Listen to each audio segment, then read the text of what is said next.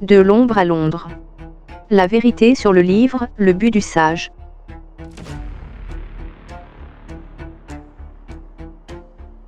J'ai demandé à une IA d'analyser le livre Le but du sage de Abdullah Resham.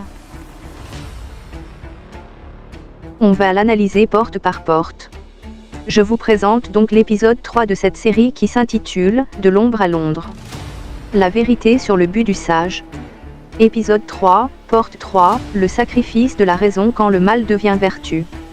Le seuil de l'irrationnel. Bienvenue dans ce troisième épisode de notre enquête sur le livre Le but du sage.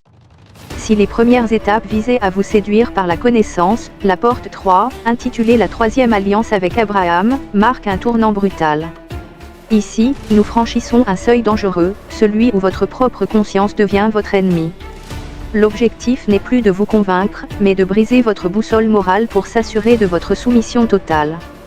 Le paradoxe du mal sacré. Le texte introduit une idée terrifiante, la contradiction morale programmée.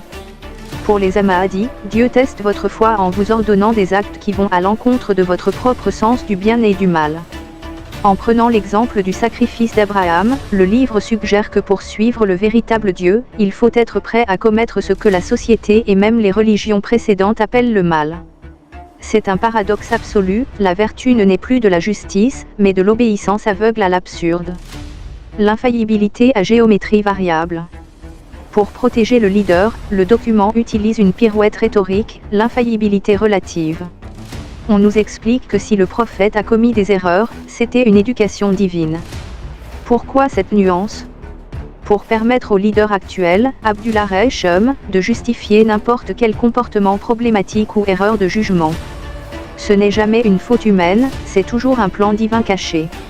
Et pour illustrer ces concepts sacrés, le livre n'hésite pas à piocher dans la culture populaire, utilisant des images du film Indiana Jones. Le message est clair, la frontière entre réalité, fiction et sacré est désormais abolie. L'emprise jusque dans vos rêves. Les techniques de manipulation atteignent ici une sophistication psychologique extrême. Le texte normalise ce qu'il appelle le criblage.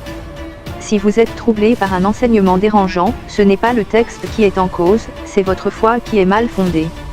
On vous étiquette comme apostat pour vous forcer à accepter l'inacceptable par pression sociale.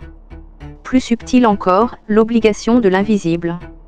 Le leader, Ahmed Al-Hassan, reste voilé, caché. Cette invisibilité empêche toute confrontation réelle et transforme chaque mot écrit en un test de loyauté. Enfin, le groupe s'insinue dans votre inconscient via le test par les rêves.